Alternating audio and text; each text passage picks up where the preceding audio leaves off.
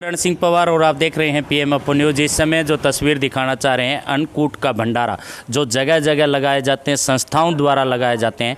तो यहाँ तक कि घर के अंदर भी अन्नकूट का भंडारा लगाया जाता है, मेहमानों को बुलाया जाता है, पारिवारिक लोगों को बुलाया जाता है। ये पीएलए सेक्टर का तस्वीरें हम आपको दिखाएंगे। इस समय एक घर के अंदर भी भंडारा चल रहा है, तो हम यहाँ पे आए हैं, बातचीत करेंगे, ये जो परिचय भी प्राप्त करेंगे। नमस्कार जी। नमस्कार जी। हमारे दर्शकों को अपना बहुत आपके सभी दर्शकों को अन्नकूट की, दीपावली की, भैया दूज की हार्दिक शुभकामनाएं। नाम बता दीजिए। मैं हरिकिशन शर्मा।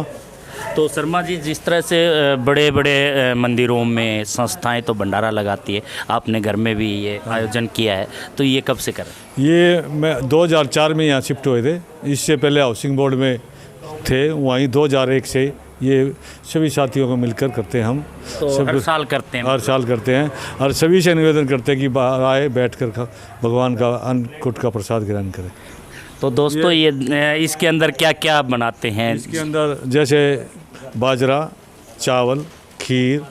तो बाजरा की खिचड़ा जो बोलते हैं, थाली भर के लाई खिचड़ा, थाली भर के लाई खिचड़ा, आगे हमारा सामदनी। अच्छा, खिचड़ा है और चावल है, खीर है, सभी 7 प्रकार की सब्जियां को मिलाकर मिक्स किया जाता है, सब्जी बनाई जाती है, जिसको मिक्सर सभी, जैसे भगवान श्री कृष्ण जी ने वहाँ जब गिरिराज पर्वत को उठाया था, जिसके घर में जो भी था वो सब बुला के सब मिक्स कर दिया था।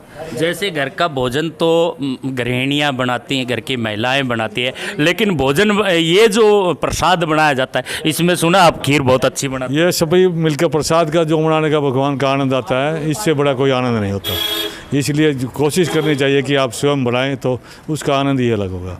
तो आनंद आता है। ये हमारे सुनील जी हैं, ये भी पूरी करते हैं। अच्छा, ये लगे रहते हैं। तो सुनील जी से एक बार परिचय प्राप्त करेंगे। नमस्कार सर।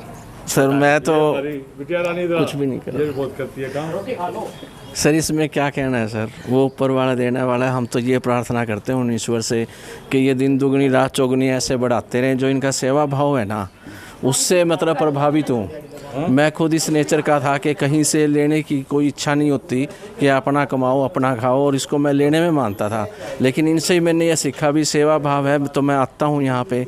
और पहले मेरे मन में ये हीन भावना ही समझता हूँ मैं तो, मतलब कि भी मेरी हीन भावना थी, मैं मंदिर से भी नहीं लेकर के आता था। अच्छा। हाँ, ये रहता था कि भी मतलब, और मैंने जैसे शुरू में पहली टाइम आया ना, तो मेरे को लगा कि मेरे को जैसे मंदिर में आते हैं ऐसे आकर के कुछ चढ़ाऊँ, तो इन्होंने मेरे को वो वापस कर दिया सर। अच्छा। कहने लगे नहीं, बिल्कुल भी नहीं, किसी भी तरह से नहीं। वैसे तो मेरे रिलेशंस में सिस्टर और जीजा जी लगते हैं ये, लेकिन मैंने जो इनका सेवा भाव देखा ना, भी यहाँ पर कोई भी आता है, कोई भी आ सकता है, कोई जाति विशेष नहीं, कोई और नहीं है मतलब।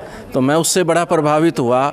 मन में तो रहती है, लेकिन ये बगैर ईश्वर की कृपा के बनता नहीं है। तो अब आनंद आ रहा है? बिल्कुल आता है सर। मैं टू बी वेरी फ्रैंक, मैं ऑफिस से छुट्टी लेकर के स्पेशल 3 घंटे आया हूँ। इसमें किसी का कोई दबाव नहीं है।